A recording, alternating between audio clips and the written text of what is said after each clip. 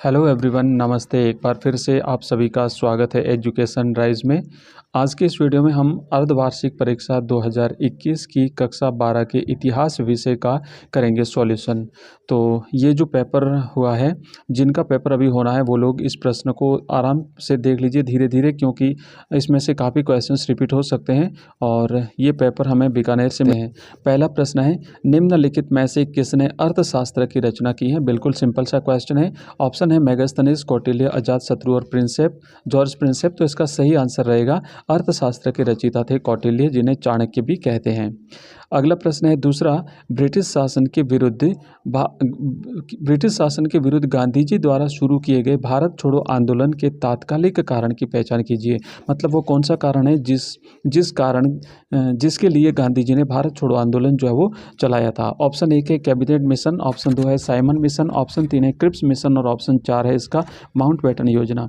तो देखिए, cabinet mission तो 1946 में आया था भारत, साइमन का मिशन 1928 में आया था और क्रिप्स मिशन 1942 में आया था। माउंटबेटन योजना 1947 की है। तो इसका सही आंसर रहेगा ऑप्शन स, क्रिप्स मिशन। तो इसके विरुद्ध गांधी जी ने जो है भारत छोड़ो आंदोलन 1942 में शुरू किया था। तीसरा प्रश्न है, निम्नलिखित वर्गों में से कौन सा 4 वर्गों में ब्राह्मणीय निर्धारण में नहीं आता? तो जो ब्राह्मणीय साहित्य है उसमें निर्धारित जो 4 हमारे वर्ण माने गए हैं, वर्ग माने गए हैं, उसमें है ब्राह्मण, क्षत्रिय, वैश्य और शूद्र। तो इसमें निषाद वर्ग जो है वो शामिल नहीं है। ऑप्शन इसका राइट रहेगा स।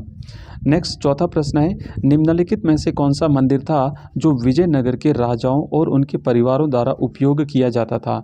विट्ठल मंदिर, ऑप्शन ब है हजाराराम मंदिर, ऑप्शन स है विरूपाक्ष मंदिर और ऑप्शन द है लोटस मंदिर। तो इसका सही जवाब है ऑप्शन ब, हजाराराम मंदिर। पांचवा प्रश्न है, निम्नलिखित में से किस पश्चिमी सिद्धांतवादी ने पाश्चात्य शाह का विचार 18वीं सदी में विकसित किया था? तो इसका इसका राइट जवाब आप लोग भेज दीजिएगा। आगे है छठा प्रश्न है, अंडाल एक अलवार अपने आप को की प्रेसी मानती थी। अंडाल एक स्त्री संत थी। 12 जो अलवार संत हुए हैं उन 12 अलवार संतों में से एकमात्र महिला संत थी, अलवार महिला संत अंडाल। वो भगवान विष्णु को अपना आराध्य मानती थी और अपने आप को भगवान विष्णु की प्रेयसी मानती थी। सातवां प्रश्न है, बुद्ध की शिक्षाओं को कहानियों के रूप में मुख्यतः त्रिपिटक के एक ग्रंथ में से पुनर्निर्मित किया गया है। तो त्रिपिटक के 3 ग्रंथ हैं, सुत्त पिटक, विनय पिटक और अभिधम पिटक। इसमें से जो सुत्त पिटक है उसमें भगवान बुद्ध की शिक्षाओं को कहानियों के रूप में प्रस्तुत किया गया है। नेक्स्ट क्वेश्चन है, 8वां प्रश्न है, नल ईरा दिव्य प्रबंधम का वर्णन के रूप में किया जाता है। तो ये जो नल ईरा दिव्य प्रबंधम है, ये जो 12 अलवार संत हुए थे उन अलवार संतों के द्वारा 4000 पद्यों की रचना की गई है। उस 4000 पद्यों की रचना जो है वो इसमें की गई है। तो ये एक तमिल ग्रंथ जो है वो माना जाता है। नेक्स्ट 8वां प्रश्न है, परंपरा और अभिलेखीय साक्ष्यों के अनुसार विजयनगर साम्राज्य की स्थापना हरिहर और बुक्का नामक 2 भाइयों ने 1336 ईस्वी में की थी। नेक्स्ट अगला है 10वां प्रश्न, मगध की राजधानी थी। तो मगध की राजधानी जो है वो गिरिब्रज, जिसे वर्तमान में राजगीर कहते हैं, ये इसकी प्रारंभिक राजधानी थी और पाटलिपुत्र भी मगध की राजधानी थी। ठीक है, तो ये तो हो गए रिक्त स्थान वाले प्रश्न और ऑब्जेक्टिव। आगे हम करेंगे सत्य असत्य वाले प्रश्न।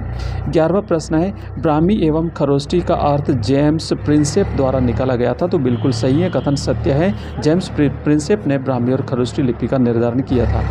नेक्स्ट 12वां प्रश्न है, बुद्ध की विमाता प्रजापति गौतमी संघ की प्रथम महिला भिक्षुणी थी। बिल्कुल सही जवाब है, बुद्ध की जो माता थी, विमाता थी, जो उनकी माता नहीं थी, विमाता प्रजापति गौतमी, ये बुद्ध के संघ की प्रथम महिला भिक्षुणी थी।